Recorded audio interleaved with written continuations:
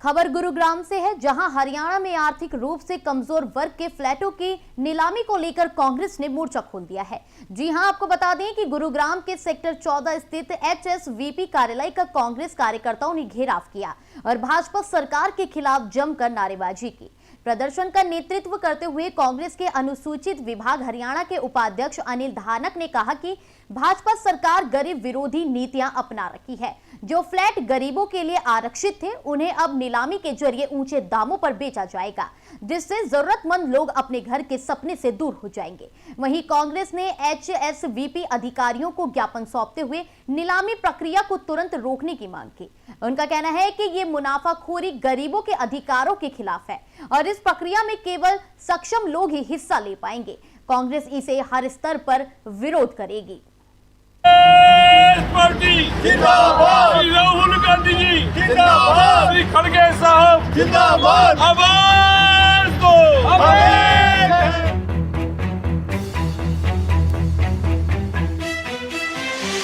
करो नहीं तो डूब मरो, डूब मरो, डूब मरो। HSVP होश में आओ, होश में आओ, होश में आओ।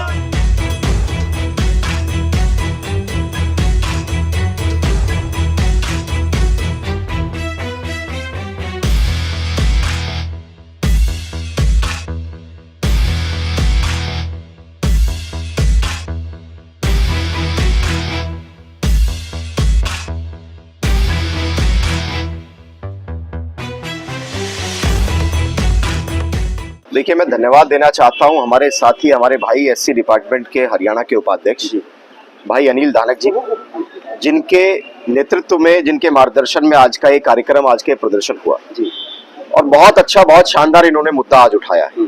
और मुद्दा क्या है आप सभी जानते हैं कि जो EWS फ्लैट की स्कीम कांग्रेस पार्टी के समय में आई थी, हाउसिंग बोर्ड के तहत या सभी कॉलोनीज के तहत जो EWS फ्लैट एक गरीब परिवार को बहुत कम शुल्क में मिला करते थे, ताकि हर BPL परिवार के सर पर एक छत मिल सके, उनको रहने के लिए स्थान मिल सके, कांग्रेस ये स्कीम लेकर के आई।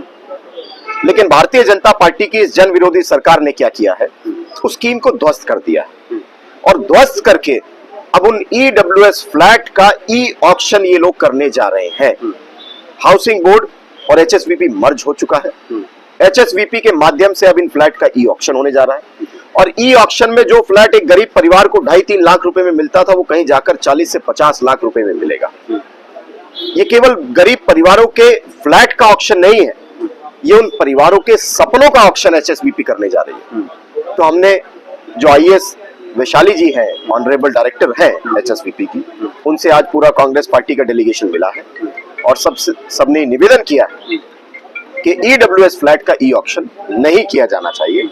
गरीब परिवार को जो उसका हक है वो मिलना चाहिए। पत्रकार साहब, ये भारतीय जनता पार्टी की सरकार नहीं, ये संपत्ति बेच सरकार है। केंद्र पहले बेचती आई थी, अब हरियाणा में तो एक तरफ ये कहते हैं मुख्यमंत्री आवास योजना, प्रधानमंत्री आवास योजना, तो आवास योजना के नाम से अखबारों में तो है, मगर ग्राउंड पे कुछ नहीं है। कांग्रेस पार्टी की सरकार के टाइम के EWS फ्लैट बनकर तैयार खड़े हैं। पूरे हरियाणा में कम से कम 1-1.5 लाख फ्लैट है सर। 1.5 फ्लैट जिन लोगों को मिलने चाहिए एक्चुअल में EWS को, जिनकी इनकम 1,80,000 रुपए से नीचे है, तो उनके लिए हरियाणा सरकार, कांग्रेस सरकार ने बनाए थे। अब भारतीय जनता पार्टी के मन में खोट है, उनकी ऑक्शन करके ये पैसा कमाना चाहती है।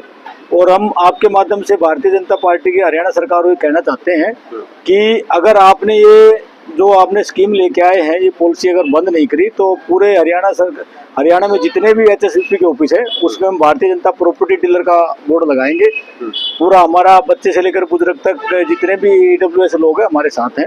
और हरियाणा सरकार को हम चेतावनी देना चाहते हैं, ये गुड़गांव से हमने स्टार्टिंग करी है, पूरे हरियाणा का मुद्दा है, गरीब लोगों के साथ अन्याय नहीं होने देंगे। देखिए, आज का जो प्रदर्शन हमारा है वो अभी जो EWS के फ्लैट्स हैं उनको लेकर है। हमने एक ज्ञापन भी देना है। अभी जो भारतीय जनता पार्टी है वो जो गरीबों का हक है वो छीनने का काम कर रही है। जो फ्लैट्स उन्होंने गरीबों के लिए बनाए थे और कांग्रेस पार्टी के टाइम से भी फ्लैट्स बने हुए हैं, उनको वो लोग अब एक तरीके से जो गरीबों को न देके जो दूसरे लोग हैं उनको देना चाहते हैं जनरल कैटेगरी में।